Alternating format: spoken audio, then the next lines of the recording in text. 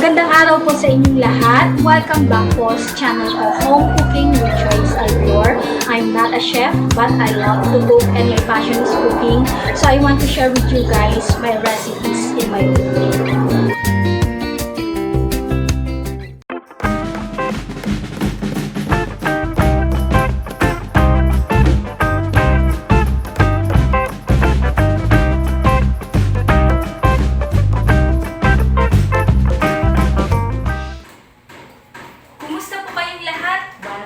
To my channel, Home Cooking with Joyce Alvior.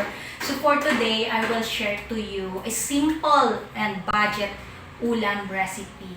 And saktong-sakto ito sa mga mahilig po sa gulay and less pork. Kasi ang recipe natin ay steak talong or talong steak. So alam nyo, maraming klase din po ang talong. May talong na bilog at talong na mahaba.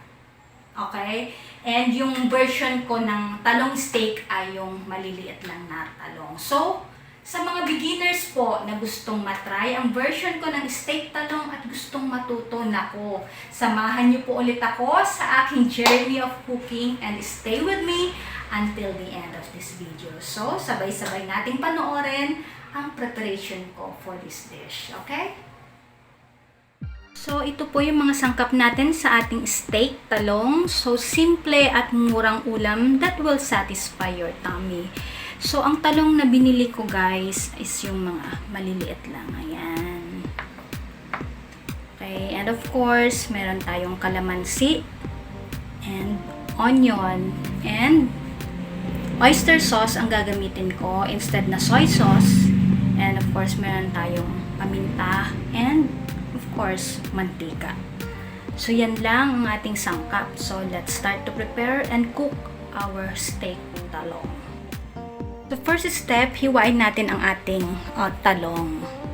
Siyempre, para malaman natin if there's something inside, di ba? So, kung may uod, kaya hiwain natin. And of course, para din siya maluto better. Yan. Okay, yan. Perfect. Okay, perfect din.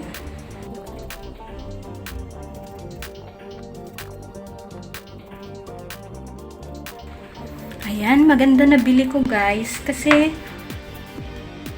for sure lahat sila ay walang uod. Ayan Kasi minsan yung malalaki, 'di ba? Pag nakakabili tayo, parang wala nang matira dahil daming uod. Yan. So, maganda.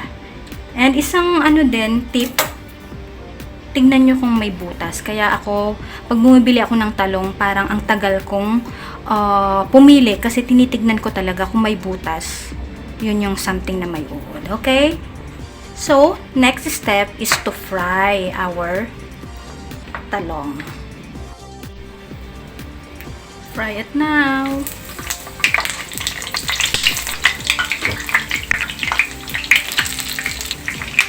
Next one.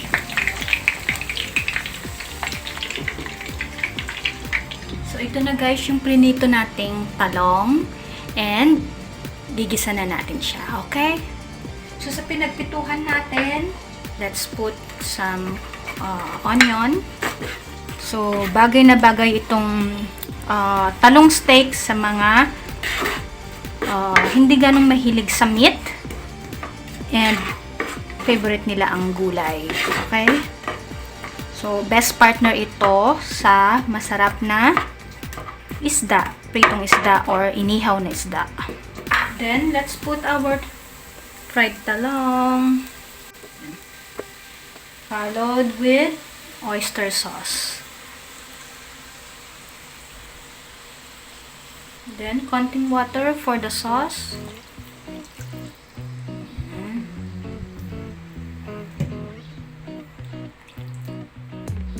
And then, of course, paminta. And then, of course, followed with our calamansi. So, let it simmer for a few minutes and then all done. Quick and easy to prepare dish. Let's check. Ayan, okay na.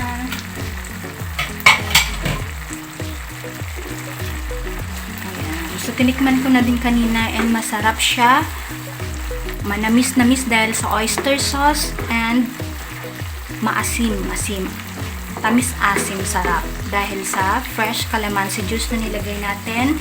And of course, let's put the remaining onion. It's eating time. And let's put into plate. Ito na po ang ating finished product, ang ating steak talong or talong steak. Ayan. So, meron pa tayong daing na bangus. Ang sarap. Mukhang mas masarap i-steak ang maliliit na talong. Okay. So, wala nang tasting time dahil gutom na kami ni Vince. So, eating time na. Sana po matry nyo din ang ating simple recipe for today. And yet, so yummy. So, a simple dish to prepare for today na sana po nagustuhan nyo ang steak talong. Naku, malasang-malasa po ang niluto natin. And, of course, maraming salamat po sa patuloy na suporta sa YouTube channel ko. And sa mga hindi pa po nagsusubscribe, please do subscribe to my YouTube channel. So, once again, sana po patuloy niyo akong suportahan sa mga susunod na video ko. Okay? So, bye for now. Gutom na ako.